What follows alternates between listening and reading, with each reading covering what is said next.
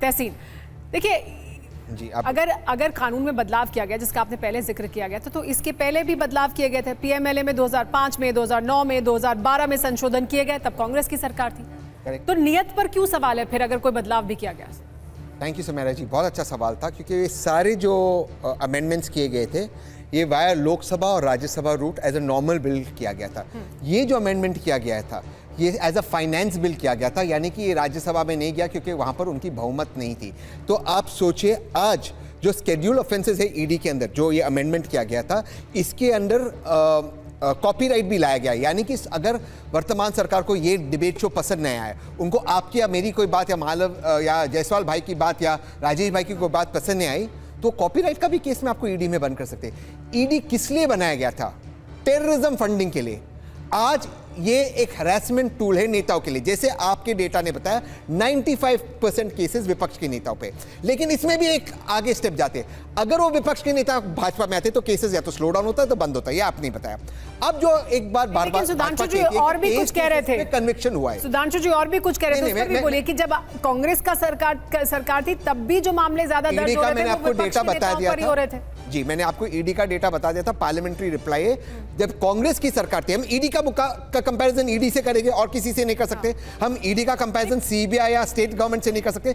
ED का comparison, इनका reply है पार्लियामेंट के अंदर 55% केसेस थे विपक्ष में, 45% वर्तमान सरकार और उनके एलाइज में, 55% एनडीए पे थे।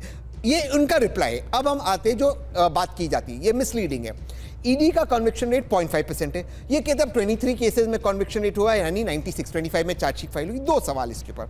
ये 23 केसेस कौन से? ये बिल्कुल सही है सुमेरा जी, 2014 के बाद कन्विक्शन हुआ, बिल्कुल सही। लेकिन ये सारे 25 केस जिसमें चार्जशीट फाइल की गई ना, ये सारे 2014 के पहले वाले केस है, एक भी 2014 के बाद वाला केस नहीं। अब हम आते हैं राहुल गांधी के स्पेसिफिक केस पर। इतना प्रूफ है नेशनल हेराल्ड पे, 2013 का केस है, 2015 में ईडी ने कार्रवाई शुरू करी, ओपन एंड शट केस है, इतने आपने प्रेस कॉन्फ्रेंसेस किए, आज 2024 तक आपने चार्जशीट क्यों फाइल नहीं की?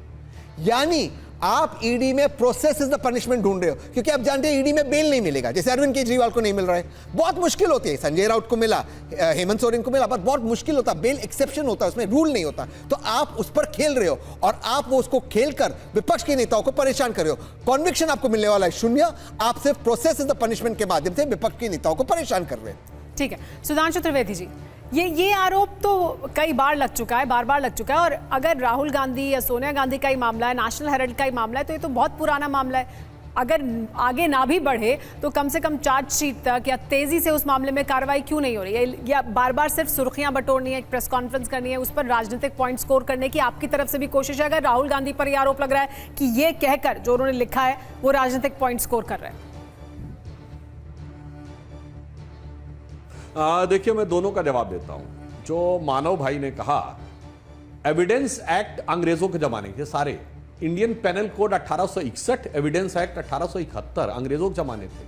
बहुत से आजकल आधुनिक टेक्निक आ गई है, बहुत सारे मॉडर्न एविडेंसेस आ गए, बीच बीच में संशोधन करने पड़े, तो हमने साक्ष्य अधिनियम में संशोधन किए। जो उन्होंने कहा ना, जैसे बहुत सारे डिजिटल फुटप्रिंट्स आते हैं, तो उन डिजिटल फुटप्रिंट्स को कंक्लूसिव एविडेंस माना जाए, यानी निश्चयात्मक आधार माना जाए, नहीं, हमने परिवर्तन किए ताकि ये तेजी के साथ हो सके।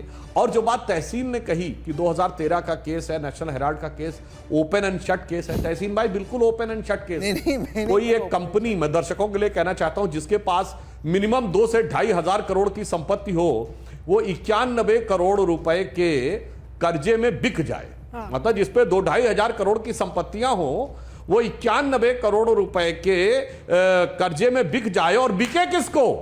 यानी जो 2,500 करोड़ के मालिक थे, उन्होंने 91 करोड़ के मालिक बना, मतलब इधर भी मैं उधर भी मैं।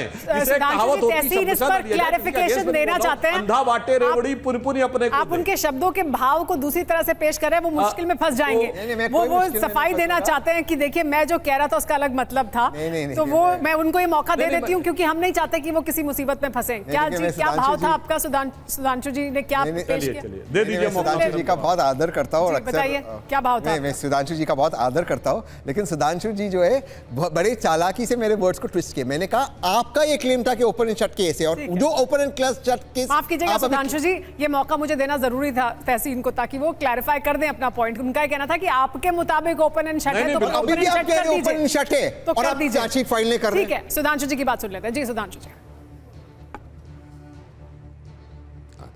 अच्छा, अब तहसीन भाई को मैं एक और ओपन एंड शट बता देता हूं। अच्छा, इस नेशनल हेराल्ड अंग्रेजी का अखबार था जो कि स्वतंत्रता संग्राम सेनानियों के द्वारा यंग इंडिया कंपनी से ओन था। संस्थापक पंडित जवाहरलाल नेहरू थे। नवजीवन था हिंदी में और कौमी आवाज था उर्दू में। इनकी 10 साल सरकार रही। सुमेरा जी, केवल 1-1 करोड़ के विज्ञापन तीनों को अगर ये दे देते 10 साल तक, 2-2, 3-3 करोड़ के विज्ञापन देते, 91 करोड़ का तो ऐसे ही हो जाता। जैसे 100 करोड़ राजीव गांधी फाउंडेशन को दिलवा दिए, 91 करोड़ यंग इंडिया को क्यों नहीं दिलवा दिए विज्ञापन और सरकारी उनके द्वारा? जवाब देता सारी दलीलें चार्जशीट में क्यों नहीं डालती? नेशनल हेराल्ड और कौमी आवाज को कर्जे से निकालना नहीं था, उसको आधार बना के अपनी संपत्ति लेना था। इसलिए उस विषय में सुधांशु जी, लेकिन जो आप अभी कह रहे हैं, यही तो आरोप लगा रहे हैं तहसीन, यही तो आरोप लगा रहे हैं कि हर बार जब ये मामला सामने आएगा, हर बार जब इस तरह से पूछताछ होगी और पूछताछ करके भेज दिया जाएगा घर, 3 दिन तक बुलाया जाएगा, पूछताछ की जाएगी, ये फिर मौका मिलेगा ये सब कहने का। यानी उद्देश्य ही नहीं है कि इस मामले को और आगे बढ़ाया जाए, इसी तरह से राजनीतिक पॉइंट स्कोर किए जाएं, यही आरोप लगा रहे हैं वो, कि अभी देखिए हम चर्चा कर रहे हैं।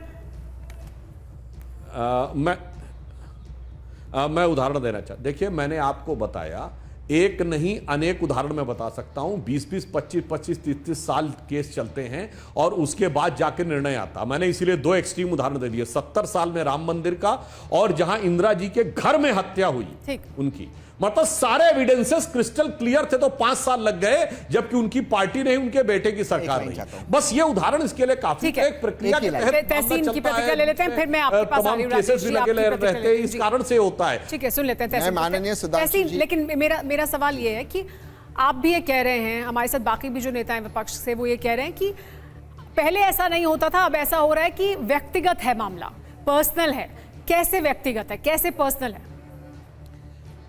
जिस तरह से व्यक्तिगत और पर्सनल हो गया, मैं दोनों साइड से कहूँगा, लेकिन जो माननीय प्रधानमंत्री जी ने, जैसे पार्लियामेंट के अंदर जिन शब्दों का प्रयोग माननीय प्रधानमंत्री जी ने किया विपक्ष के नेता के लिए, जिस तरह का पहली बार आप देख रहे हो, और आपने पार्लियामेंट को काफ़ी कवर किया है, कि जो सरकार के जो ट्रेजरी बेंचेस में लोग हैं, वो चाहते कि पार्लियामेंट ना चले, वो चाहते कि डिबेट ना हो। कल आपने देखा माननीय INB मिनिस्टर, जो रेल मिनिस्टर है, वो सोशल मीडिया को दोष दे रहे कि ट्रेन का डिरेलमेंट हो रहा है। सोशल मीडिया को दोष दे रहे कि सोशल मीडिया पे ट्रेन का डिरेलमेंट हो रहा, मैं क्या करूं, मैं क्या करूं। ये कोई सरकार, गंभीर सरकार है?